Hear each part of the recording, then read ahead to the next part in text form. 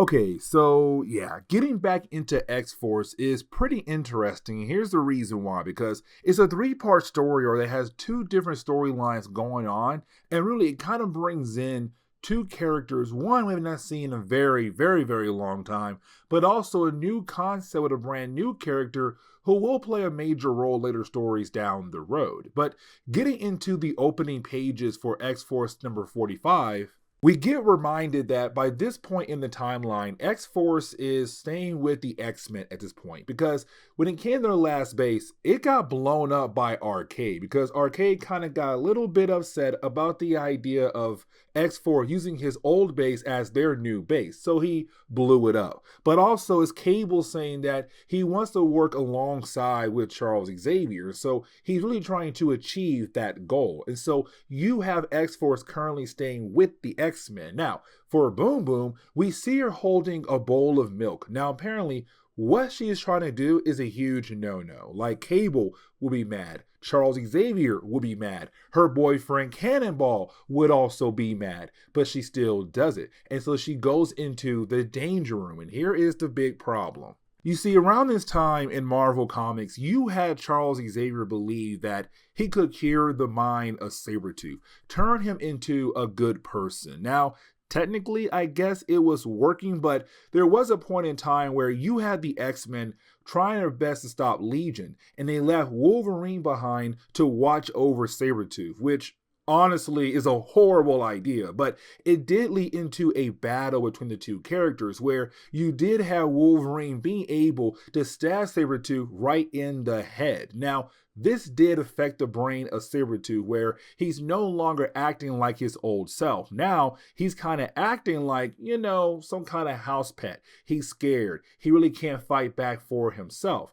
And so you have Boom Boom kind of treating him like a house pet by bringing him a bowl of milk. But when she walked into the danger room, she saw Caliban beating down on Sabretooth. And here's the reason why, because this is a callback to the early days of our coverage over the X-Men, the Mutant Massacre. You see, in the Mutant Massacre, you had this group called the Marauders go into the tunnels of the Morlocks and just began to massacre them. Now, the Marauders were working for Mr. Sinister, but for Caliban, he was one of those Morlocks, and he saw his friends, his family just get murdered left and right. He had no family down, his friends. But either way, he watched a lot of Morlocks die right in front of him. And so ever since then, for Caliban, he wanted to get revenge against the Marauders. And of course, Sabretooth was one of those Marauders. And so you have Caliban just beating down on Sabretooth, but the man is no longer that killer he used to be. So right now, he's not fighting back. It's not a fair battle. Now for Boom Boom, she's kind of like, what do I do? But luckily, Cable walks into the room. And it's kind of cool here because you have Cable kind of tell Caliban, like, I get it. You want to kill off Sabretooth. The man is a killer. The man did kill off a bunch of your friends. But at the same time, you don't want to do it like this. And what he's trying to say is like, it's not a fair battle because look how Sabretooth is acting currently. He's not acting like that person you want to fight. He's acting like a person who's scared or some kind of house pet.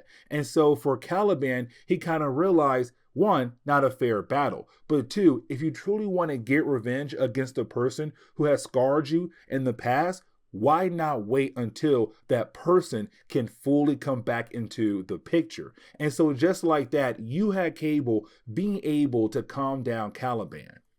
Now, for a brief moment, we do check in on Sunspot. Now, for Sunspot, before Legion Quest in Age of Apocalypse, we had a cool storyline going on for this character. The whole idea that he was acting like a completely different character, better known as Rainfire. The problem was after Legion Quest in Age of Apocalypse, Sunspot began to act normal again. Now, all we were told is that Cable did something to help Sunspot. We have no idea what he did to help Sunspot, but he did. But also now, Sunspot's more powerful than he was in the past.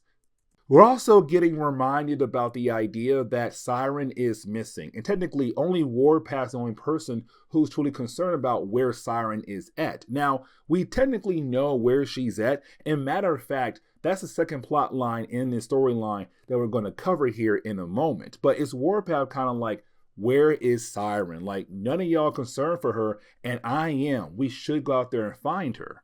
Now, with the X-Men and X-Force now having to work together very closely, that also means Charles Xavier and Cable must also work together very closely. And so you have Charles kind of express that he is somewhat concerned for Cable. And here's the reason why, because for Cable, he's trying to use his abilities more often than he did in the past. But it's Charles saying like, listen, I've been with Jean for many years, helping her grow her abilities.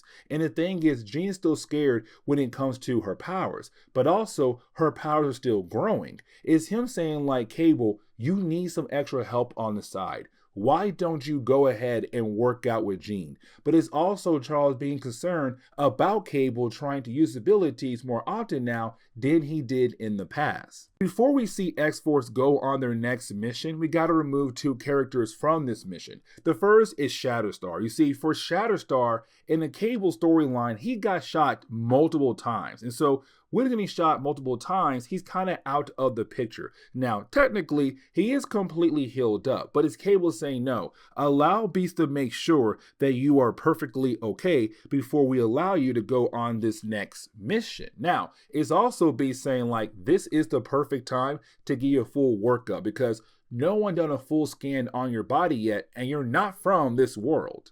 Now, the other person who's technically not going on this mission is going to be Boom Boom. And there is a very good reason why, because in our last X-Force video, we have talked about the idea of Cannonball leaving the team. Now, technically he graduated, but he had joined the X-Men. And so with them now being on a completely different team, for Cannonball and Boom Boom, they're not really able to spend time together as they used to when they both were on X-Force. And so it's her trying her best to work out some time to be with Cannonball. But the problem is Cannonball is still busy because he's with the X-Men. Now, for the rest of X-Force, they do head over to Siberia. Now, here's the reason why, because for Charles Xavier, he gave X-Force a mission to kind of check in on a group of people. Now, here's the thing, because with that group of people, they should be staying in a communication tower. The problem is that when X-Force arrives, the tower is not there.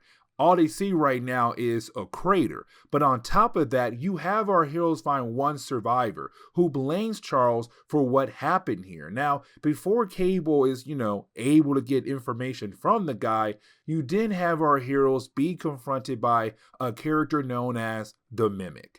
Now, before we're able to, sit down and explain who the Mimic is, we have to jump over to, Siren, because remember, she's missing, but technically she's on a mission right now. You see, for Siren, she was assigned by Cable and also Charles Xavier to go over to the Wiseman Institute for the Criminally Insane. And so at first, we're kind of left to believe like, okay, did Siren go crazy? No, she went there on a mission to check on Dr. Wiseman. The problem is that when she arrived, they say, you know what?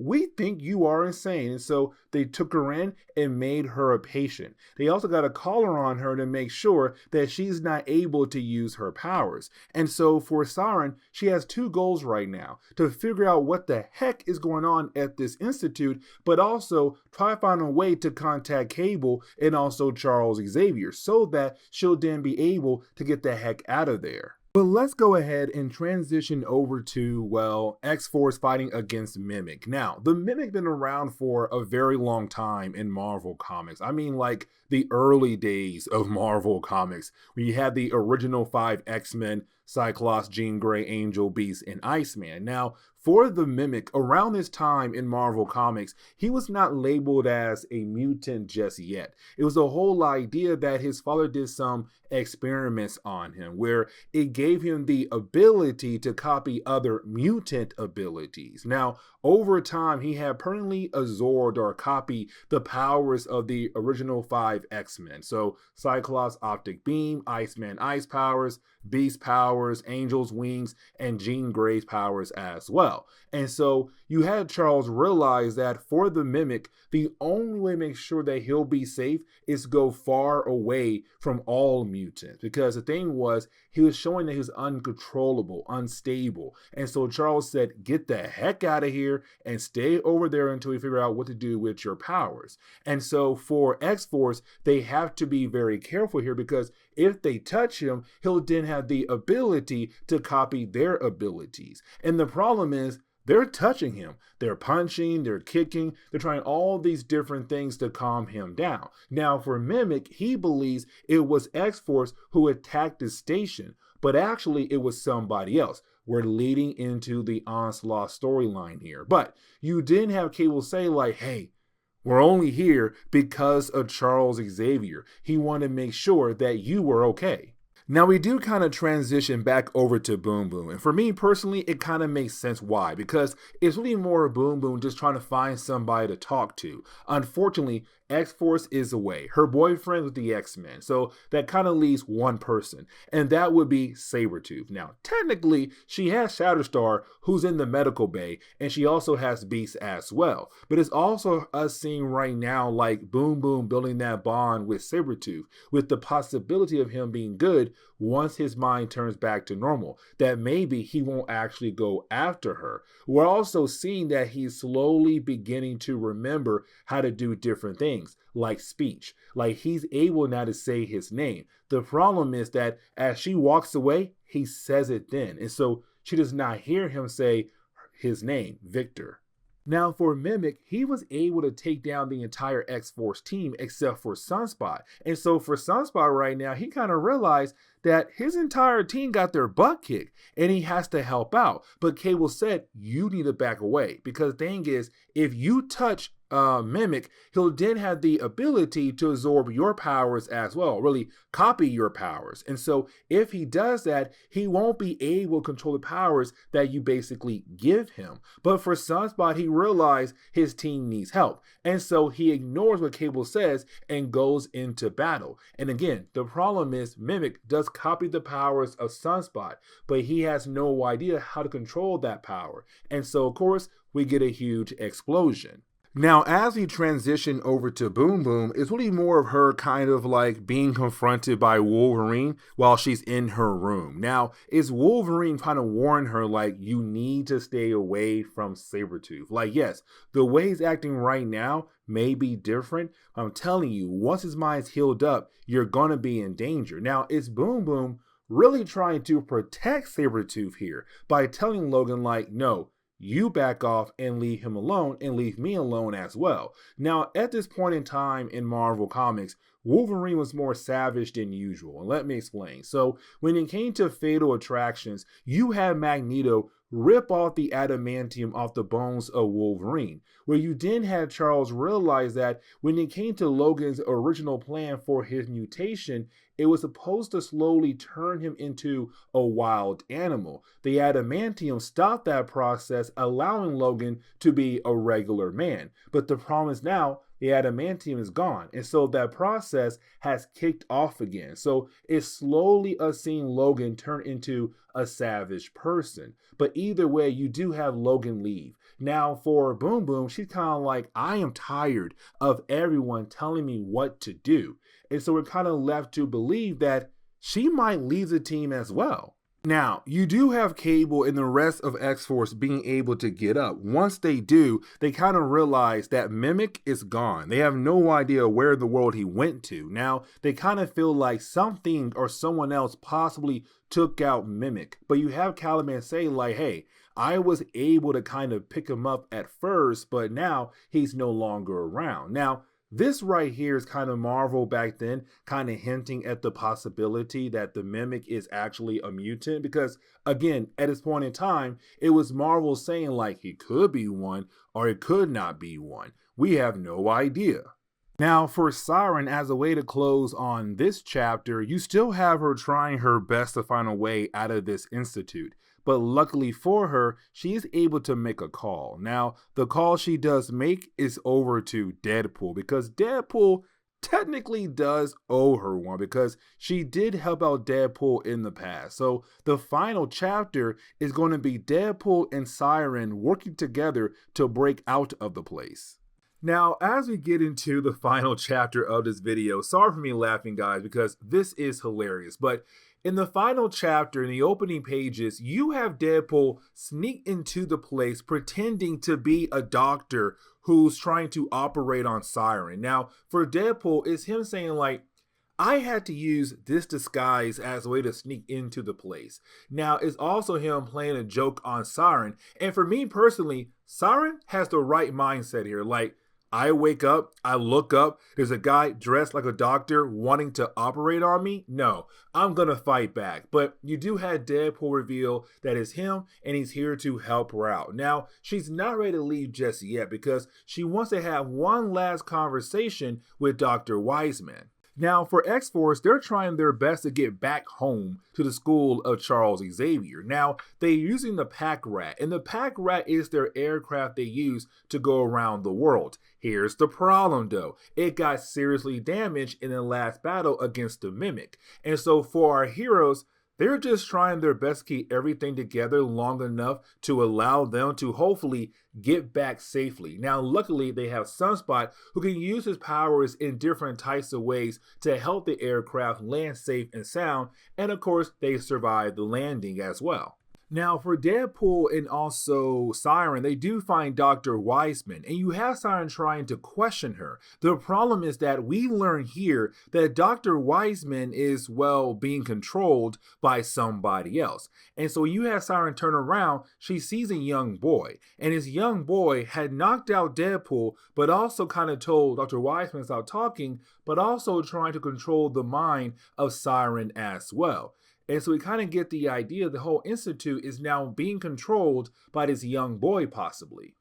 Now, we also see Boom Boom try to call her father. Now, when it comes to Boom Boom, she had a very hard life when it came to being a young girl, living with her crazy father. And so she ran away. And so it's her calling back home to him, but not really saying anything to him. So he has no idea it's his own daughter calling at all. But just hearing his voice, it brings back so many bad memories in her mind. Now, some time does pass by, and you do have Siren being able to return back over the school of Charles Xavier. Now, when she does appear, it's Warpath being like, oh my god, you're back, it's great. Let's not forget, Warpath does have a huge crush on Siren, but for Siren, she does not have a huge crush on him. And so you kind of have her ignore him so that she's able to meet up with Charles Xavier and Cable. Now, we do have a few more things happen in this storyline. Like, for example, when it comes to Sunspot, you do have Cable kind of get on him, kind of like, dude, I gave you orders to stay away, and you got involved in that battle, and now we possibly lost Mimic forever. Now, it is Sunspot apologizing for what he did, but while you have Cable walk away, for a brief moment, you have Sunspot begin to speak Askani. And Askani is a future language from Cable's timeline. And so for Cable, he's wondering, how in the world do you know how to speak Askani?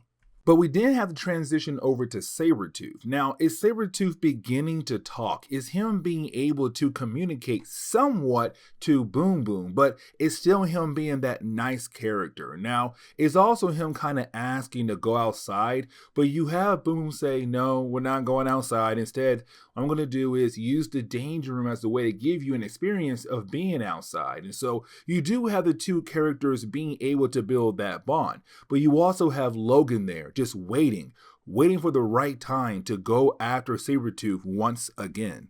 But the last thing we do see is that back at Wiseman's Institute, we see her and other people who work there being controlled by a young boy. But we also learn the young boy is being controlled by somebody else. Most likely Game Master. Is Game Master right now trying to come back into the picture, but also they now have a prisoner, and that would be Deadpool. And this is where we're going to end today's comic book video. So please leave me a like down below and subscribe. But guys, see y'all next time. Later.